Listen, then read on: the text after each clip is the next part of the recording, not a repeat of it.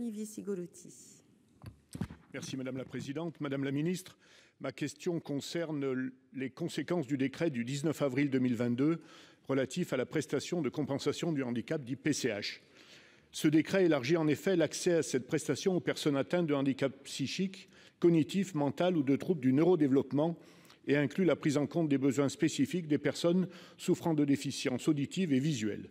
Ce texte constitue bien sûr une avancée dans la reconnaissance et la compensation pour les personnes en situation de handicap atteintes de ces pathologies, et c'est pourquoi le département de la Haute-Loire s'inscrit pleinement dans cette prise en compte. Pourtant, selon les premières estimations, cette nouvelle extension de la PCH générera un surcoût annuel compris entre 700 000 € et 2,5 millions d'euros, compte tenu du nombre de dossiers de nouveaux bénéficiaires. Pour l'année 2022, la compensation versée par la Caisse nationale de solidarité pour l'autonomie, la CNSA, était portée à 3,9 millions d'euros pour un budget de la PCH à domicile et en établissement s'élevant à 7,7 millions d'euros. Les dépenses liées à la mise en œuvre de la PCH et à ses ajustements successifs sont venus grever chaque année les dépenses à un rythme et à une échelle que les concours attribués par la CNSA ne couvrent plus.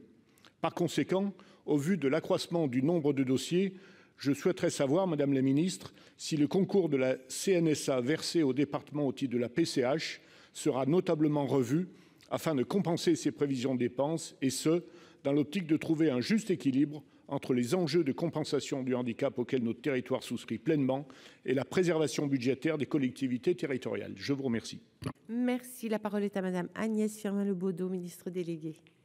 Merci Madame la Présidente. Monsieur le Sénateur, comme pour la réponse précédente, Madame Darrieussecq m'a demandé de vous fournir les éléments suivants en réponse à votre interrogation.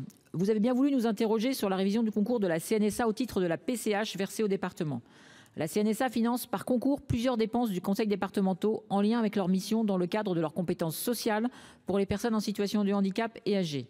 Pour les prestations légales avec la couverture d'une partie de la prestation de compensation du handicap, la PCH, et l'allocation personnalisée d'autonomie, l'APA. Mais aussi pour couvrir une part du fonctionnement des GIP, que sont les maisons départementales des personnes handicapées, et d'autres dépenses encore.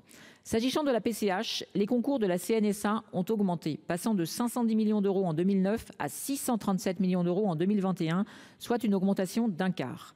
Concernant la PCH pour les personnes avec des troubles psychiques, intellectuels, cognitifs ou des troubles du neurodéveloppement, cela est effectif depuis le 1er janvier dernier.